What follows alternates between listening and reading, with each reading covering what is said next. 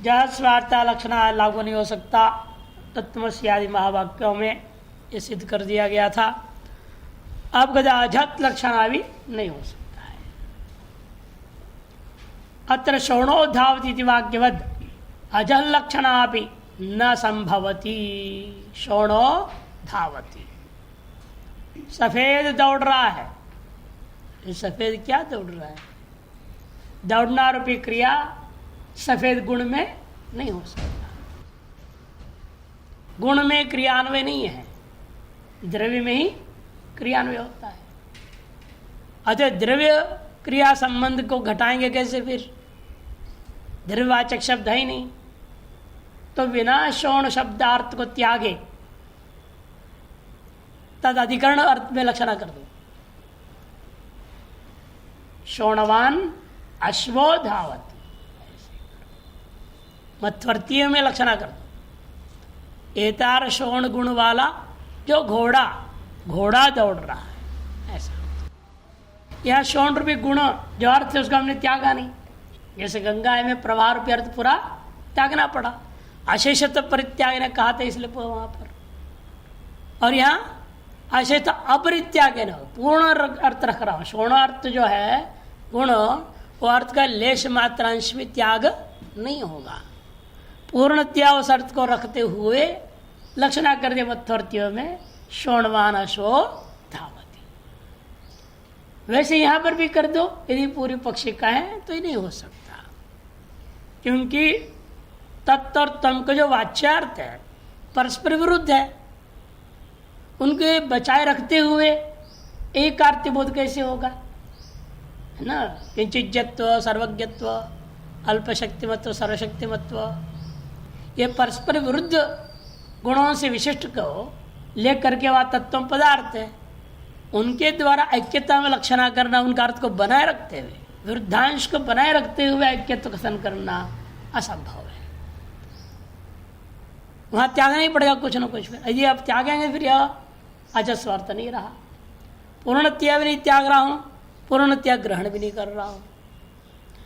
और इसके लिए एक और दृष्टांत जो देते हैं लोग अजस्वार्थ लक्षणा के लिए है, काकेभ्यो दधि रक्षता, कौओं से दही की रक्षा करो। अब कौओं से दही की रक्षा करो करते वाच्यार्थ मात्र लूं, अन्वयित हो रहा है। अन्वयानुपपत्ति कोई समस्या नहीं है यहाँ पर। जैसे गंगायाम घोषा में अन्वयानुपपत्ति भी नहीं है, और शोणोधावती में भी अन्वयानुपपत्ति है। तात्पर्य अनुपत्ति भी हम ग्रहण कर लेते, लेकिन अन्वय भी नहीं हो सकता ना। शोण रूपी गुण का धावती क्रिया के साथ अन्वय नहीं होगा। अन्वय अनुपत्ति के वैसे लक्षणा कर सकता। गंगा गर्द वाच्यार्थ प्रवाह में घोष असंभव है, अन्वय नहीं हो सकता। इसे अन्वयानुपत्ति मात्र से भी वह लक्षण की जा सकती थी। इन काकेभ्यो दधि रक्षता में ऐसा नहीं है। कौन से दही की रक्षा करो, वाच्यार्थ अन्वय हो रहा है, अन्वय अनुपपत्ति ना नहीं है। लेकिन तात्पर्य अनुपत्ति मानना ही पड़ेगा, क्योंकि कहने वाले का अभिप्राय ये नहीं कि केवल कौन से रक्षा करो, बिल्ली आ जाए, कुत्ता आ जाए, ले जाए, क्या दही ले जाने दे उसको। यज्ञ मंडप पे रखा हुआ घी एक बार ऐसे ही हुआ, लोगों ने, पंडित लोग दोपहर फलार होता है, चल गए फलार करने के लिए, इधर कोई आ गया, वो घी का कुठर उठा के ले गया। किसी को ध्यान नहीं, कौन ले गया, हल्ला मचा गया। तो हम लोग वहाँ पर थे, तो हमने कहा भाई आप लोग सीसीटीवी लगा रखे हो, सीसीटीवी कैमरा में देख लो कौन ले गया। कोई नाश्ते में ले गया क्या खाने के लिए? कोई ब्राह्मण ऐसे क्यों करेगा? वहाँ तो खूब मिल रहा है, ऐसे तो हो नहीं सकता। तो उसमें देखा तो कुत्ता उठा के ले गया, और किस दिशा में गया देखा तो वहां जाए तो कटोरा मिल गया, वो पी गया, पूरा कटोरा छोड़ गया। अब कौन से रक्षा करो यज्ञ मंडप में का मतलब यह नहीं कुत्तों से मत रक्षा करो, बिल्ली से मत रक्षा करो।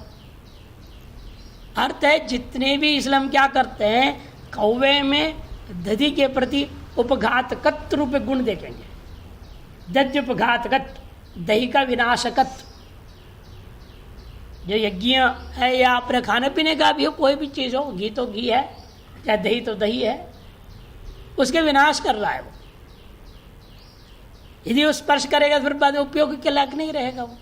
ना आपके खाने लायक रह गया, ना हवन के लायक रह गया।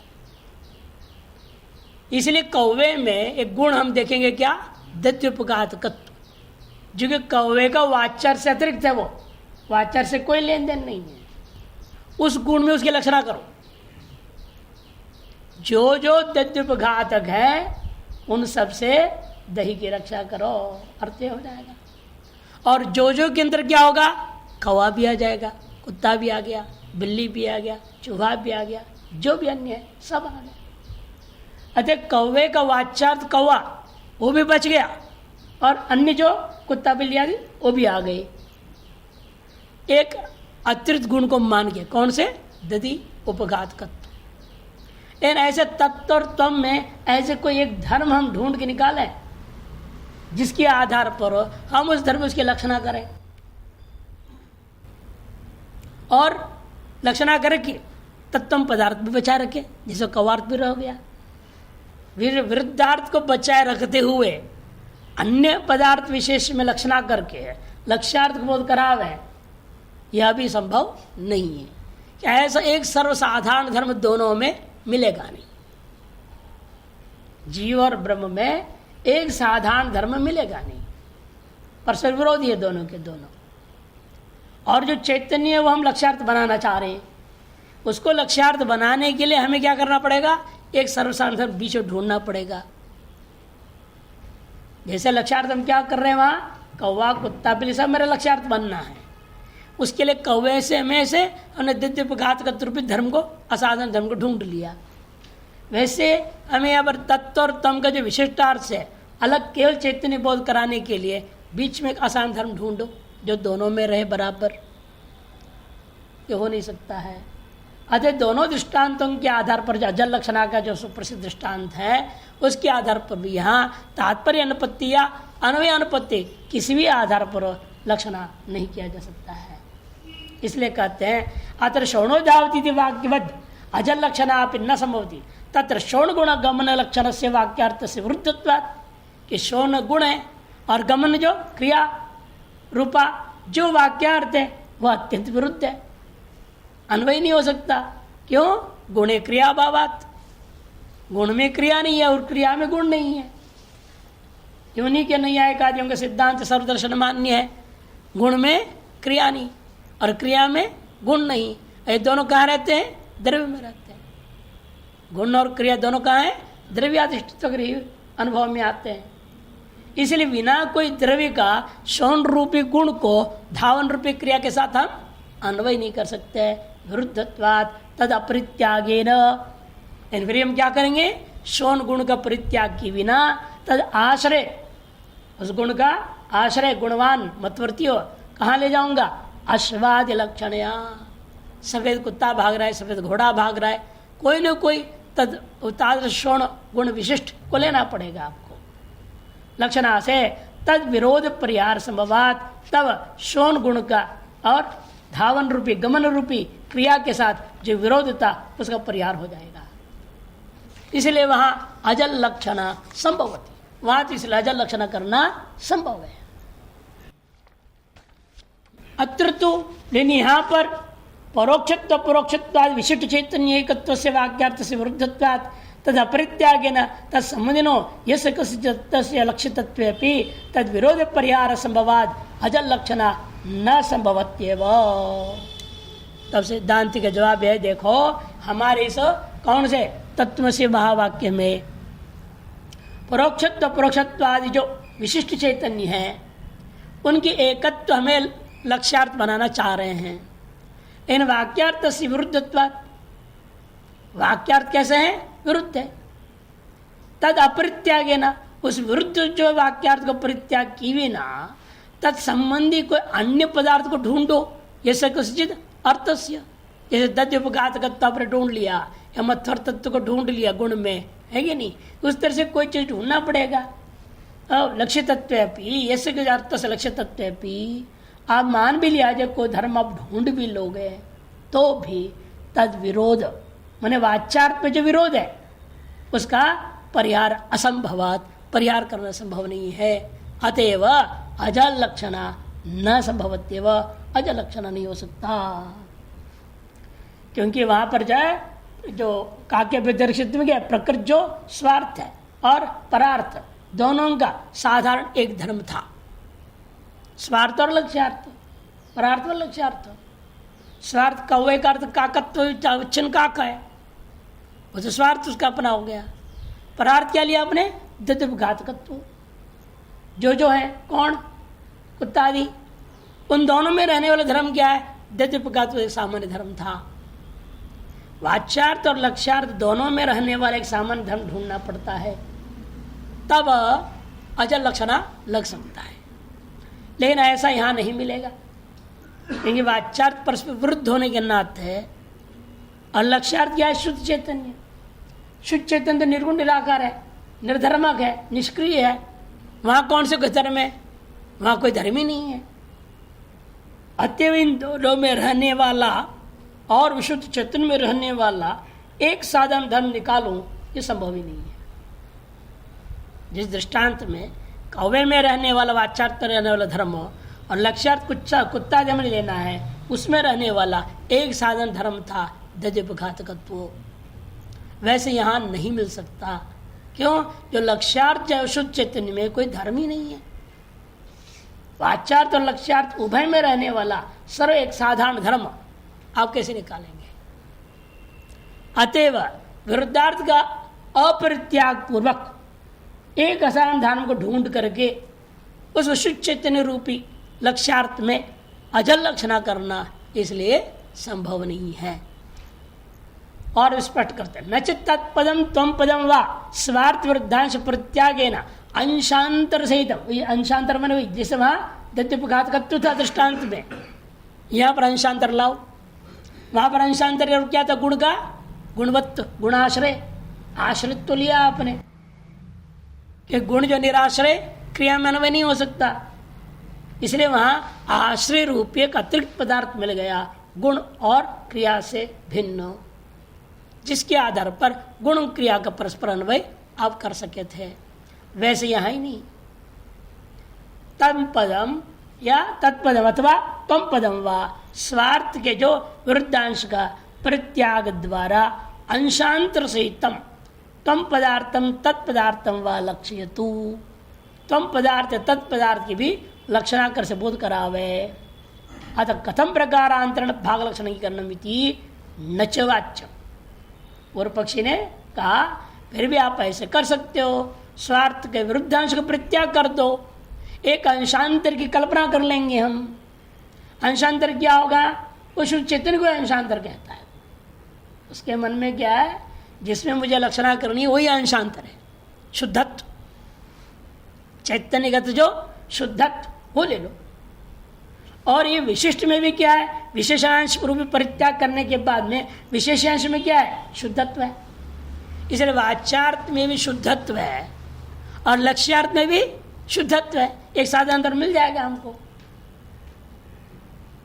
पूर्व पक्षी ये कहना चाह रहा है तम तत्पद और तम पद का स्वार्थ का जो विरुद्धांश है, औपाधिकांश है, उसका परित्याग कर दो तो वहां क्या मिलेगा? फिर विशेषभूता चैतन्य, उसमें क्या है? शुद्धत्व है। और उसे लक्ष्यार्थ हमारा क्या बन रहा है? शुद्ध चैतन्य, उसमें भी शुद्धत्व है। अन्य पदार्थ मिल गया ना। अंशांतर से तम मने शुद्ध चैतन्य में विद्यमान शुद्धत्वांश सहित तम पदार्थ को या तत्पदार्थ को लक्षित कर दीजिएगा। कि एक में लक्षण कर लो भी, पूर्व पक्ष कहता है दोनों में लक्षण की जरूरत ही नहीं, वाह कहते इसलिए।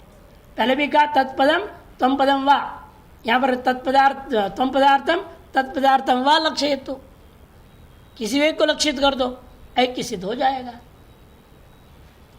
क्योंकि ये प्रश्न उठ रहेगा जो कल भी बता रहा था मैं, तो तत्पदार्थ तत्पदम तम पदम ये कहना तो ठीक है, वृत्ति कहाँ होती है? पदनिष्ठा होती है। चाहे वो अभिधा वृत्ति हो, चाहे लक्षणावृत्ति हो, गौण वृत्ति हो, चाहे व्यंग्या वृत्ति हो, चारों वृत्तियां कहाँ होने? पद में ही होते हैं, अर्थ में नहीं। वस्तुनिष्ठ नहीं है, वस्तु का उपबोधक पदनिष्ठ होता है वृत्ति। उस पद के द्वारा वस्तु का बोध किया जाता है। गंगा प्रवाह में लक्षणावृत्ति नहीं है, इन गंगा पद में लक्षणावृत्ति है। पदार्थ है ना, प्रवाह क्या है? पदार्थ है। उस पदार्थ में नहीं है लक्षणावृत्ति, कोई भी वृत्ति नहीं है। अर्थ में कोई वृत्ति होती नहीं, पद में ही। यदि ऐसा सिद्धांत है, फिर ये क्यों कहा इन्होंने तुम पदार्थम तत्पदार्थम वा? ऐसे मन लगता है कि तो पदार्थ भी लक्षणा मान रहे हैं, ये शंका होती है। यद्यपि पद धर्मो लक्षणा तथापि पदार्थस्य लक्षकत्व गम्य तदर्थो वा इत्युक्तम। इसमें टिप्पणी है कि देखिए, यहाँ टिप्पणी उसमें विद्वद मनोरंजनी, उन्होंने ये कहा कि फिर उसमें क्यों कहा इन्होंने, इसलिए तदर्थो वा कह दिया गया कि उसमें पदार्थ में भी लक्षकत्व है। भाई आप प्रवाह का संबंधित तट क्यों लेते हो? अरे प्रवाह संबंधी, प्रवाह में लकड़ी जा रहा है, लकड़ी ले लो, लकड़ी पर कुटिया अर्थ घटा लो। प्रवाह में मछली भी संबंधित है, कितनी चीजें अंदर है वहां प्रवाह में, उन सबको छोड़ के तट में क्यों ले रहे हो? कि घोषाधारत्व ना तट क्या हो जाता है? लक्षक बनता है। लक्षक होने के नाते अर्थ में भी लक्षणा मान लिया गया, परंपरा, साक्षात नहीं। वाच्यार्थ की लक्षणा करने में कोई न कोई लक्षक चाहिए। यदि लक्षक न हो तो यादृश लक्षण आप कर रहे हो, लक्षार्थ ग्रहण कर रहे हो, कर नहीं सकोगे। तीर लेना कोई आवश्यक भाव ही नहीं है वहां पर। प्रवाह संबंधी तीर, हमेशा तीर ऐसे बोलते, क्यों? प्रवाह संबंधी एकमात्र तीर है क्या? दूसरी चीजें नहीं है। लेकिन आप तीर में क्यों जाते हैं? कि तीर में ही घोष की संभावना है, अन्य में नहीं है। अतएव तदर्थ में भी लक्षणा कह दिया गया। गंगा पद का वाच्यार्थ प्रवाह में भी हम लक्षणा मान सकते हैं कि वह प्रवाह ही तट का लक्षक बनता है। इसे तदर्थो वा एक तत्पदार्थम वा लक्ष्य हेतु अतः कथम प्रकारांतरेण भाग लक्षणा अंगीकरणम इति रचवाच्यम, ये नहीं हो सकता। क्यों? एकेन पदेन स्वार्थ अंश पदार्थांतर उभय लक्षणाया असंभवात्। क्योंकि एक पद के द्वारा स्वार्थांश भूत पदार्थ को ग्रहण करो और पदार्थांतर में लक्षणा भी कर दो, दोनों ही नहीं हो सकता। ये स्वार्थांश क्या है? उपाधिभूता विशेषण को त्यागना, विशेषभूता चैतन्य को ग्रहण करना। अज्ञान आवचिन चैतन्य, माया आवचिन चैतन्य, उस अज्ञान और माया को छोड़ के चैतन्य मात्र को ग्रहण करना, तत्पदार्थ और तुम पदार्थ का योग्य स्वार्थांश ग्रहण करना और पदार्थांतर भी शुद्धादि को भी ग्रहण करने आप कह रहे हो। उभय में लक्षणा करना असंभव है। एक पद का एकार्थ में लक्षणा हो सकता है, उभय लक्षणा नहीं हो सकता। स्वार्थांश में भी लक्षणा करो और पदार्थांतर में भी लक्षणा करो और उन दोनों की एकत्व स्थापित करो। यह महान गौरव प्रक्रिया असंभव है। असंभवात पदांतरेण तदर्थ प्रतीतो लक्षणया पुनस्तत् प्रतीत अपेक्षा भावाच्च। यदि पदांतर से अर्थ प्रतीति हो गई, फिर एक अंश का जो अपरित्याग करना, एक अंश का परित्याग करने के बाद जो कहा, ये तो व्यर्थ हो जाएगा। पुनस्तत् प्रतीत अपेक्षा अभावाच्च, पुनः जो है उसकी प्रतीति की अपेक्षा भी नहीं रह जाती है। नीचे थोड़ा देख लो, एक तत्पदेन त्वम पदेन वा, एक न मने तत्पद से अथवा त्वम पद से, किसी भी एक पद से ही यदि हमें शुद्ध चैतन्य लक्षित हो जा सकता है, फिर दोनों पद में लक्षणा बनने की क्या जरूरत है? एकेन तत्पदेन त्वम पदेन वा स्वार्थांश अपरित्यागेन स्वार्थांश पदार्थांतर उभय लक्षणया असंभवादित्यर्थ। वहां पर जो स्वार्थांश का अपरित्याग करना और स्वार्थांश से भिन्न पदार्थांतर में भी उभय लक्षणा कर देना असंभव होगा। अजल लक्षण असंभव है हेतुंतरमा पदार्थांतरेण इति। ये जाके कहना पदार्थांतरेण तदर्थ प्रतिपत्तो लक्षणया पुनस्तुत प्रत्यपेक्षा भावात, उसकी व्याख्या कर रहे हैं। तत्पदेन त्वं पदेन वा तत्तदर्थ प्रतीतौ सत्या, तत्पद के द्वारा या त्वं पद के द्वारा, किसी भी एक पद के द्वारा यदि हमें लक्ष्यार्थ का अवबोध हो ही गया तो लक्षण पुनर् अन्यतर प्रतीति अपेक्षा अभावात, फिर लक्षणा के द्वारा अन्यतर के द्वारा अन्यतर के प्रतीति की अपेक्षा ही नहीं रह जाएगी। अतः उभय पद में लक्षणा अंश प्रत्याग पूर्वक अंशांतर ग्रहण करना यह संभव ही नहीं होगा। अतः परिशेषता आपको आना ही पड़ेगा, स्वयं देवता इत्यादि में जैसे किए थे भागत त्याग लक्षणा ही में पहुंचना है, वही समझा रहे हैं। तस्मात् यथा स्वयं देवती वाक्यम तदर्थो वा तत्काल विशिष्ट देवदत्त लक्षण से वाक्यार्थ से अंशे विरोधात विरुद्ध तत्काल तद एतत्काल विशिष्टतांशम परित्यज्य अविरुद्धम देवतांश मात्रम लक्ष्यति तथा तत्त्वमसि इत्यादौ। इसलिए हमें अन्य पदार्थ में लक्षणा करने की जरूरत ही नहीं है, स्वार्थांतरवर्ती एक पदार्थ में अन्वय कर दो। जैसे वहां पर क्या है स्वयं देवदत्ता में तदर्थो वा, उन पदों को लो या तदगत अर्थ को लो। तत्काल और तत्काल विशिष्ट देवता लक्षण से वाक्यार्थ संभव है अस्य अंशे, ये तत्काल विशिष्ट देवदत्त और ये तत्काल विशिष्ट देवदत्त रूपी वाक्यार्थ में ही अंश में, उसी के अंश क्या है विशेषांश में देवदत्त बैठा हुआ है। तो क्या करना पड़ेगा, अंश विरोधाद विरुद्ध तत्काल तत्काल विशिष्टतांशम प्रत्युज्य। लेकिन ऐसा विशिष्टार्थ में परस्पर विरोध है, एक कालावच्छेदेन दोनों ही हो नहीं सकता ना, या एक देशावच्छेदेन दोनों हो नहीं सकता देवदत्त में। देवदत्त जो वर्तमान में यहाँ खड़ा है वह तद्देशावच्छिन्न तत्कालावच्छिन्न कैसे हो जाएगा। उभय दोनों ही बात एक साथ नहीं हो सकता है, वही समझा रहा है।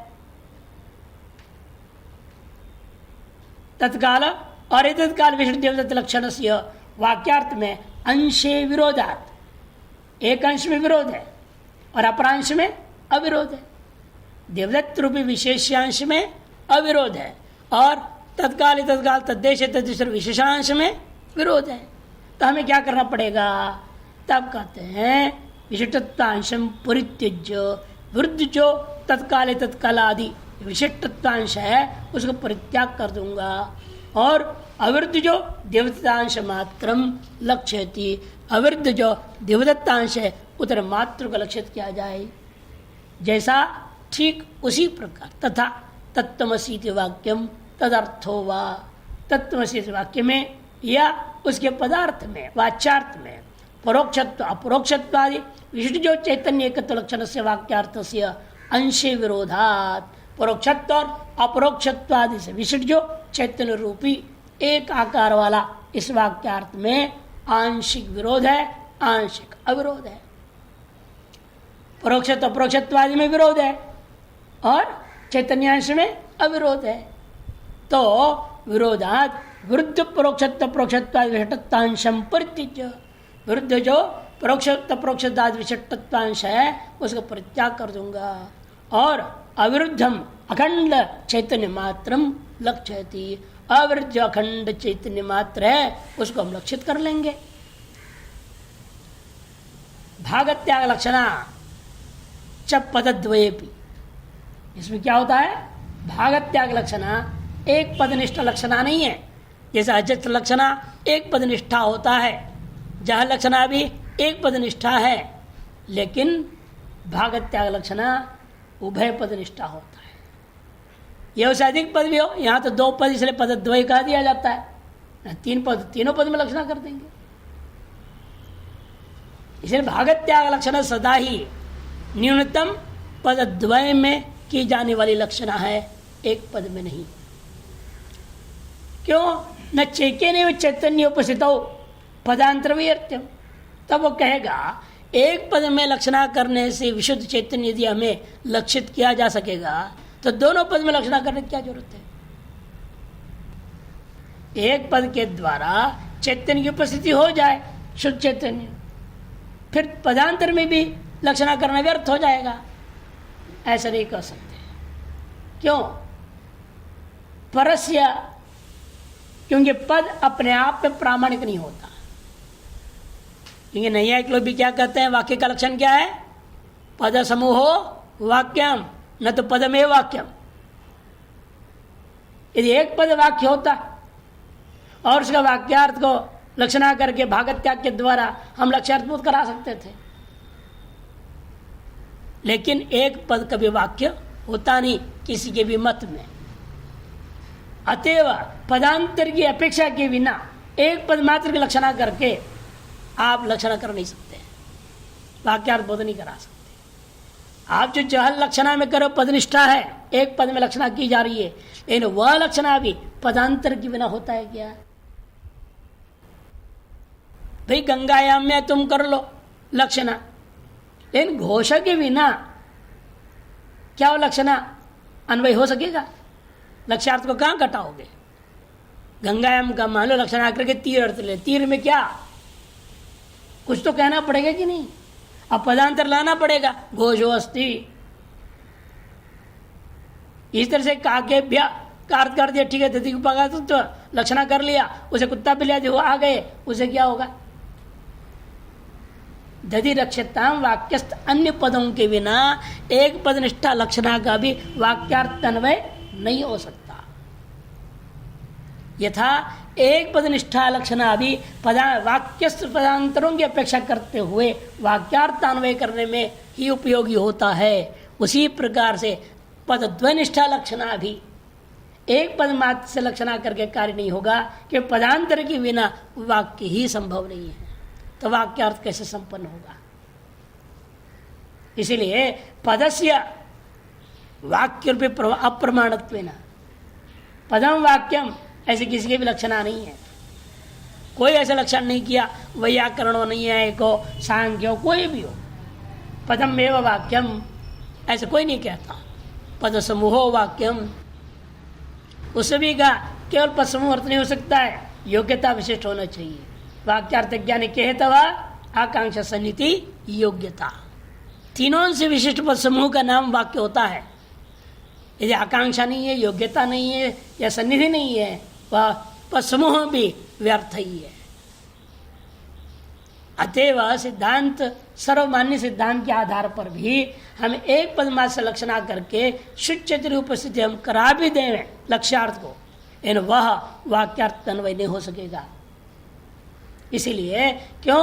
पदस्य वाक्यत्व अप्रमाणत्व वाक्यत्व सिद्ध्यर्थम पदांतर से अवश्यम भावितया,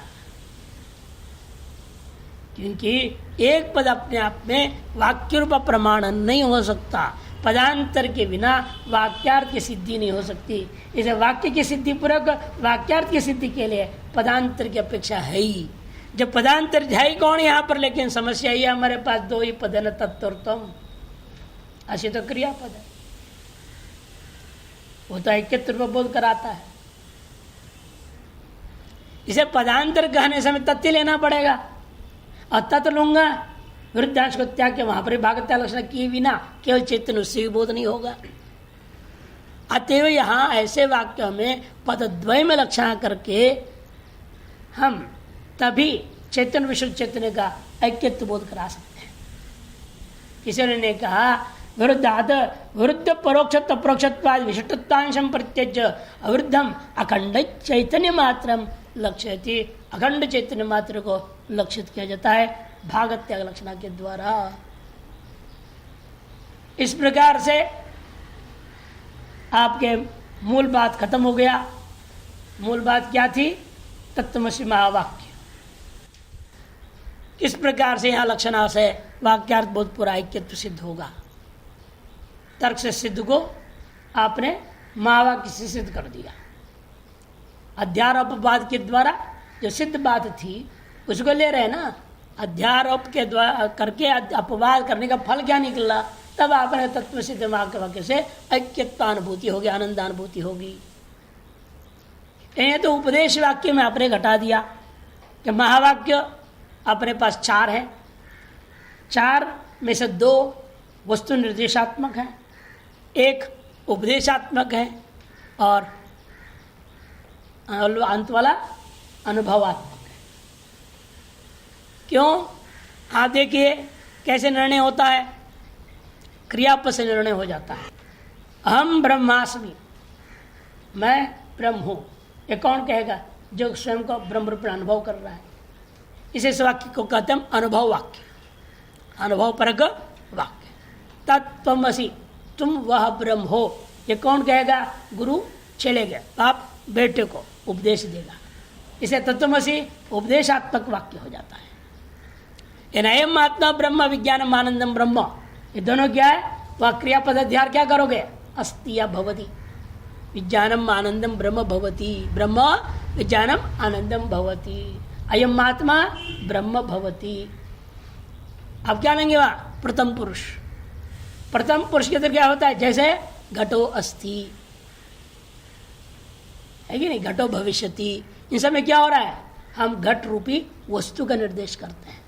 हमेशा प्रथम पुरुष वस्तु निर्देश के लिए होता है, मध्यम पुरुष उपदेश प्रदान होता है, उत्तम पुरुष हमेशा अनुभव परक होता है। अतः 4 महावाक्यों को यहाँ हम 3 भाग बांटते हैं। वस्तु निर्देश को उन्होंने लिया ही नहीं, अध्यारोपवाद के द्वारा वस्तु निर्देश हो गया है, उसको यहाँ उठाते नहीं है।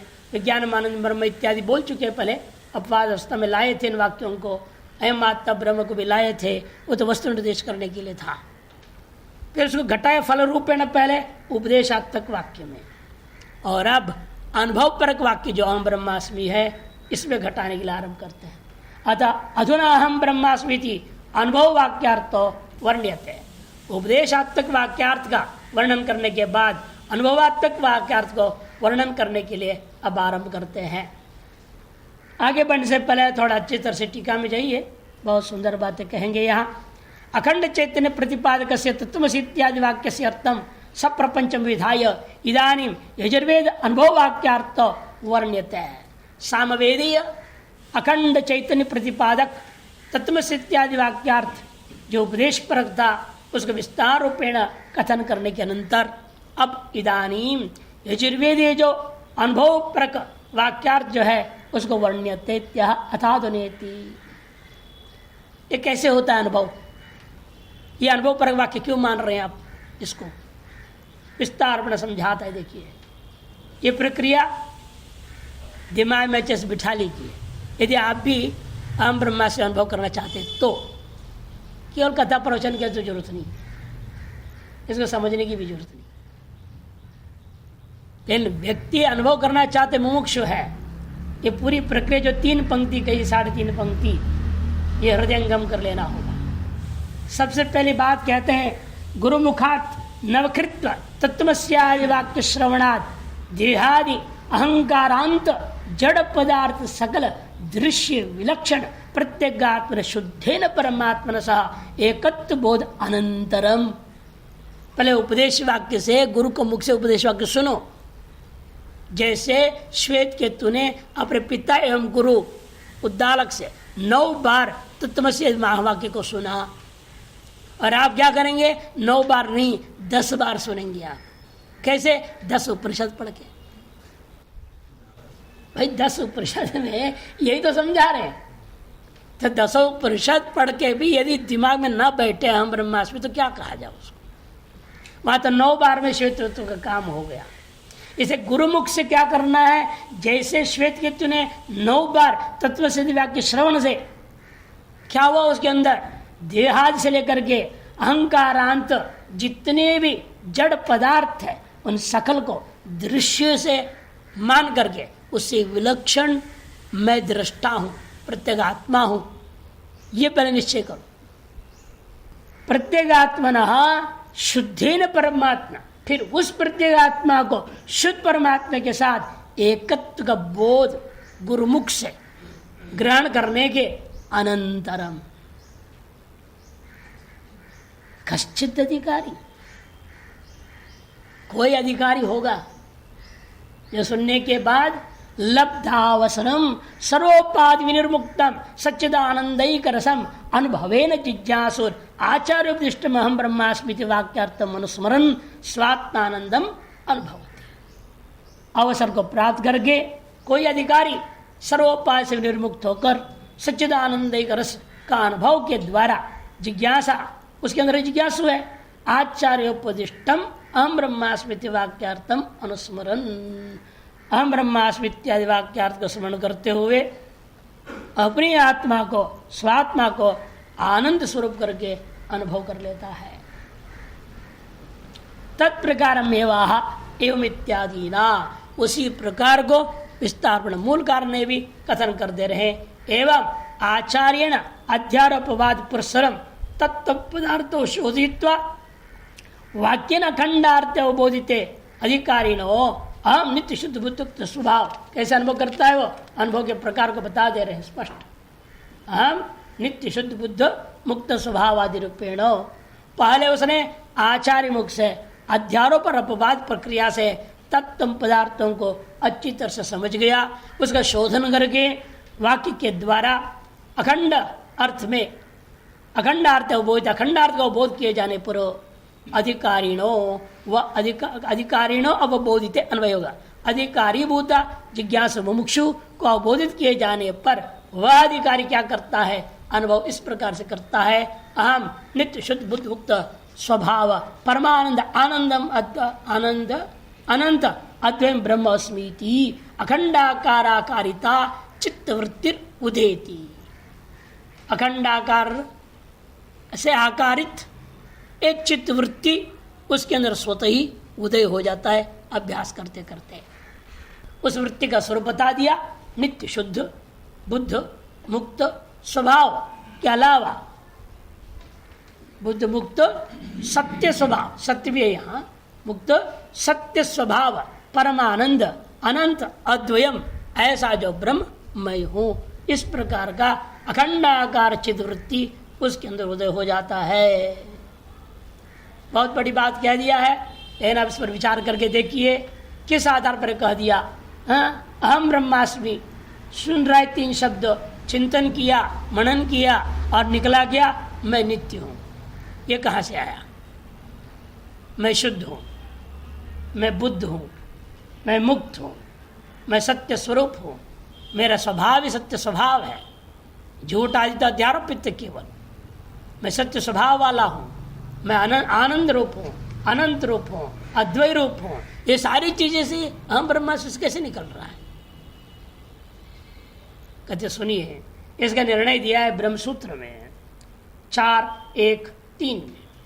आत्मेति तु उपगच्छति ग्रहायन्ति च, एक सूत्र है, आत्मा इति तु उपगच्छन्ति और ग्रहायन्ति च। इस सूत्र में विस्तार में विचार कर भाष्यकार ने निर्णय दिया कैसे इन वाक्यों से, देखने में छोटा सा वाक्य है, इन अनुभव इतना विशाल करा देता है, सर्व दोष से विनिर्मुक्त कर देता है। इन यदि ऐसे चित्त वृत्ति उत्पन्न होती है कहते हो, तो उत्पन्न जो वृत्ति है विनाशी होगी। अतः एतार्श वृत्ति से उत्पन्न वृत्ति से जो आनंद अनुभव होगा वह भी क्षणिक होगा, वह भी अनित्य हो जाएगा। फिर वेदांत के महावाक्य अर्थ जन्य आनंदानुभूति भी यदि अनित्य है तो मोक्ष अनित्य हो जाएगा ना। ये शंका उठती है, फिर चित्त वृत्ति उद्देत्य क्यों कहा, उद्देत्य क्यों कहा? तो शब्द से परोक्ष ज्ञान जनकत्व से स्वाभाव्य, क्योंकि शब्द का स्वभाव क्या है पहले देखो। आज शब्द से अनुभव होता है कह रहे हो ना, यह भी जो गड़बड़ बोल रहे हो। शब्द का स्वभाव क्या है? परोक्ष बोध कराना। वस्तु का अनुभव तो इन इंद्रियों से ही होता है, शब्द से नहीं होता। वस्तु अनुभव कराने वाले दो इंद्रिय आपके, द्रव्य ग्राहक इंद्रिय नहीं है। कौन किया? आत्मा द्रव्यों से तीन मान लिया उन्होंने, चक्षु, त्वक और मन। तीन इंद्रियां ही हैं जो द्रव्य का प्रकाशन करने वाले। घ्राण इंद्रिय, रसन इंद्रिय और श्रोत इंद्रिय। ये केवल वस्तु का अवबोधक होते हैं, अनुभावक नहीं हो सकते, वो अनुभव नहीं कराते साक्षात। ये परोक्षावबोध क्यों होते हैं? परोक्ष तो अनुमान कर लेते हैं आप, भाई मीठा हुआ, भाई ये आपने देखा है आंख से लड्डू है, इसलिए समझ गए लड्डू का मिठास है। नहीं तो क्या जाने, रसेंद्र को क्या पता, रसेंद्र इतना ही पता है मीठा है, इतना ही बोध कराएगा ना। लड्डू का बोध कौन कराया? घ्राणेन्द्र गंध को ग्रहण कर रहा है, गंध वाला द्रव्य का निश्चय कैसे हो गया? श्रोतेंद्रिय शब्द से शब्दार्थ मात्र बोध कराएगा, उस अर्थ के तरफ बाह्य विषय का निश्चय कैसे हुआ? से बहुत सारे शब्द हैं जिनके अर्थ को आपने पढ़ा है, जाना है, समझा है, लेकिन उस वस्तु का अनुभव है ही नहीं। वस्तु का अनुभव कहाँ है? डायनासोरस नहीं, कोई पशु का नाम लेते हैं, किसी ने देखा, इन चित्र बना के आपके सामने दे दिया है और चित्र को देख के हाँ ऐसा होता है, दिमाग में बिठा लिया आपने, इन वस्तु अनुभव में आया। अब दृश्य को आपने संस्कार बना करके स्वप्न में अपने से डायनासोर पैदा भी कर लोगे, उसे भयभीत होकर भागोगे भी, इन्हें सब मिथ्या ही रहेगा, वास्तविक अनुभूति नहीं मानी जाएगी। इसे शब्द हमेशा परोक्ष ज्ञान जनक होता है, अपरोक्ष अनुभूति जनक नहीं हो सकता। फिर इस वाक्य से आपने कैसे कह दिया चित्त वृत्ति रुदेती, अनुभवात्मिक वृत्ति उत्पन्न होती है, ये कहना और स्वयं उत्पन्न होने के बाद जो कहना, ये सब गलत है। इस पर पूर्व पक्ष के विचार पर सिद्धांत कल देखेंगे।